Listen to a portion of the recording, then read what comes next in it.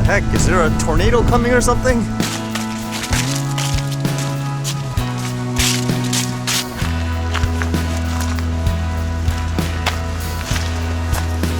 I was gonna say, I wouldn't be surprised if there's a lot of fallen trees today.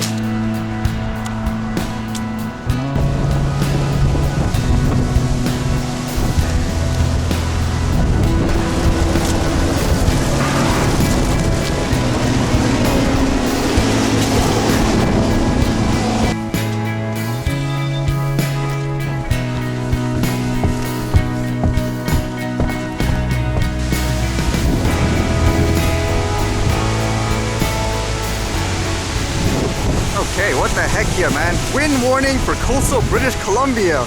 Strong winds that may cause damage are expected to occur. An intense cold front crossed the south coast this morning. Okay there. Over the western sections of Metro Vancouver as well as southern Gulf Island, winds have shifted sharply to northwest 50 to 70 kilometers an hour. Jeez. Near the water, wind gusts are up to 90 kilometers an hour. Oh, fantastic. Yeah, this is not a good time to fly the drone. Man, look at the destruction because of the wind.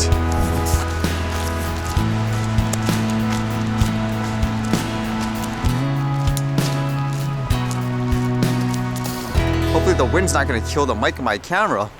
I guess for what I read today, what was interesting just based on that Mavic Mini leak news yesterday that I talked about, it seems like the most common comment since that drone is under 250 grams is, okay, when are the regulators going to go after drones like that now? Because apparently with that size, you can get around a lot of the regulations. So it's kind of interesting reading this. This one says, lobbying by giant Chinese drone maker hits record as US lawmakers targets its products. DJI technology lifts lobbying spending to new heights amid legislations that would ban federal agencies from buying its drones. While Washington's focus on Huawei Technologies code draws plenty of attention, American lawmakers also have been taking aim at another Chinese tech giant, drone maker DJI Technology Inc. Bills introduced in the House of Senate over the past month seek to block federal agencies from buying drones manufactured in China, spurred by the view that the unmanned vehicles might end up sending their data back to Beijing.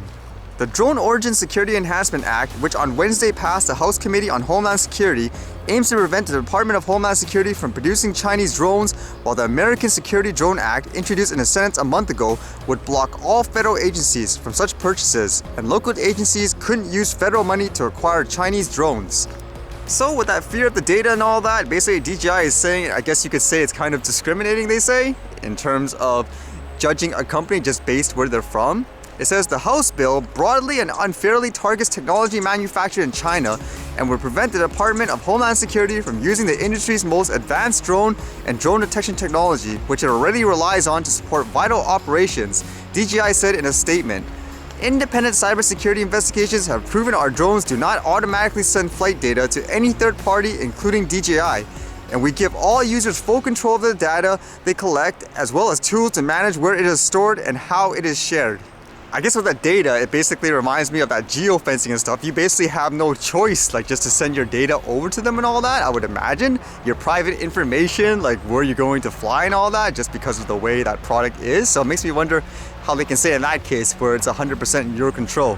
Then again, maybe they do something different for enterprise solutions, I don't know. But I just know for the regular drones you buy off the shelf, there really is no choice, I would imagine, there in terms of sending and receiving data back and forth in specific situations.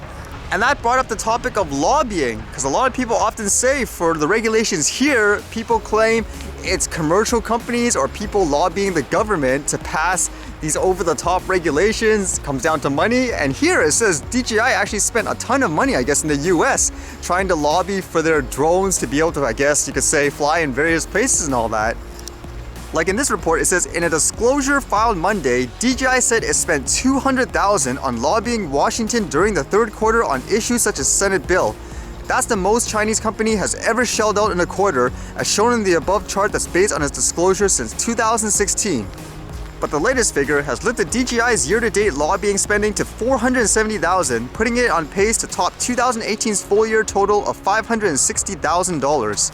I guess that's nothing new, as a lot of people say, in terms of lobbyists, as they say, encouraging lawmakers to make certain regulations even though they don't make sense because it's in their best interests. Is it all about money?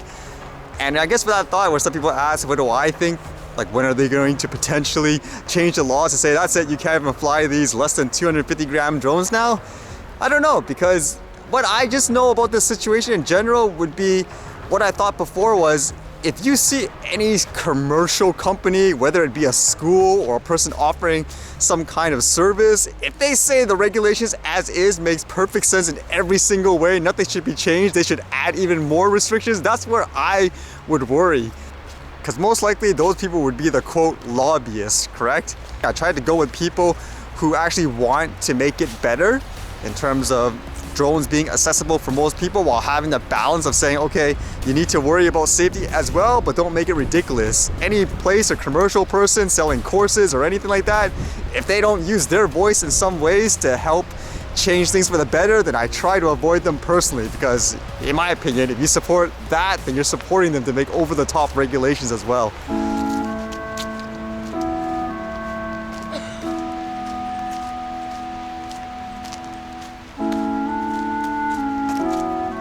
They're all over the place. Is it? Cats are good. Hey, what the? That's too intimidating for them. Okay, because they're not 2 inches of a stick. There you are, see? The peanut's too big for them, isn't it? No. Really? Yeah, Oh my- they'll peck at it. Interesting. It's good protein. It's good protein. Is it? What I want to think, you're getting the store and I.